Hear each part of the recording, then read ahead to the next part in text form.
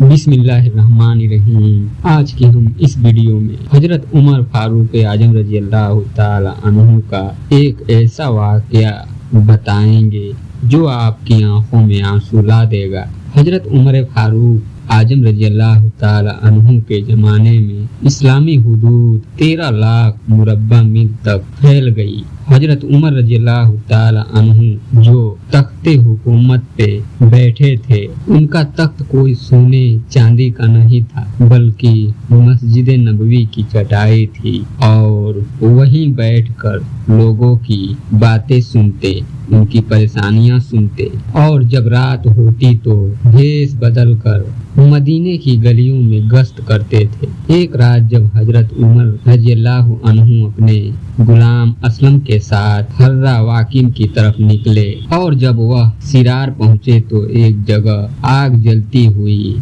दिखी। जब नजदीक पहुंचे तो देखा कि एक औरत आग पर हांडी चढ़ाए हुए थी और उसके बच्चे रो रहे थे। हजरत उमर ने सलाम किया और पूछा, यह हांडी क्यों चढ़ा रखी है और बच्चे क्यों रो रहे हैं? इन्हें खाना क्यों नहीं देती? औरत बोली, यह बच्चे भूख से रो रहे हैं। 3 दिन से हमारे यहाँ खाने को कुछ नहीं है। रोजाना बच्चे रोते हैं और मैं हांडियों के अंदर पत्थर डाल के नीचे से आग दे देती हूँ, फिर बच्चे इंतजार कर कर के सो जाते हैं। कम वक्त शाम भी नहीं हो रही और वह पत्थर पकेंगे भी क्या? और मैं उमर की जान को रो रही हूँ।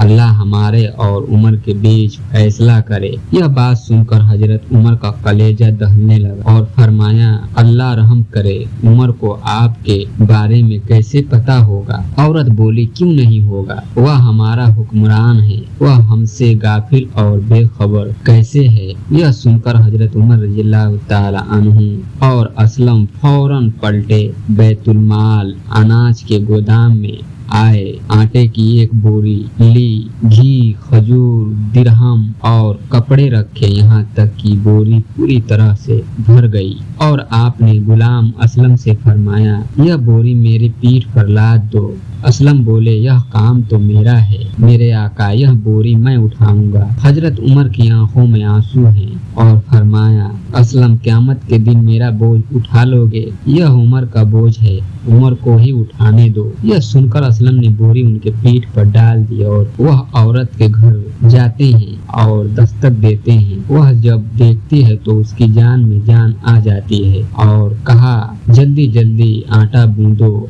और हजरत उमर रज़ियल्लाहु अन्हु सब्जी काटने लग जाते हैं और चूल्हे पे सब्जी पकाने के लिए रख दी जाती है। और जब जब आग बुझने लगती है, हजरत उमर रज़ियल्लाहु ताला अन्हु झुक झुक के चूल्हे के अंदर फूंक मारते हैं और जब खाना तैयार हो जाता है और सब खा लेते हैं तो हजरत उमर रज़ियल्लाहु अन्हु बच्चों को खुश करने के लिए उनके साथ खेलते हैं और बच्चों को हंसाते हैं। जब बच्चे मुस्कुराने लगते हैं तो औरत बोली, अल्लाह ताला आपको जजाए खैर दे, खिलाफत के असली हकदार आप हो, उमर नहीं। हजरत उमर ने कहा, आप उमर को माफ कर दे। उसने कहा, तू इतनी हमदर्दी क्यों करता है उनकी? कहा, मेरी बहन उमर को माफ कर दे। औरत बोली, ना ना, उमर की मेरे सामने बात ना करो, क़यामत का दिन होगा, उमर का गिरबान होगा और मेरा हाथ होगा। यह सुनकर हजरत उमर रज़ियल्लाहु ताला अन्हु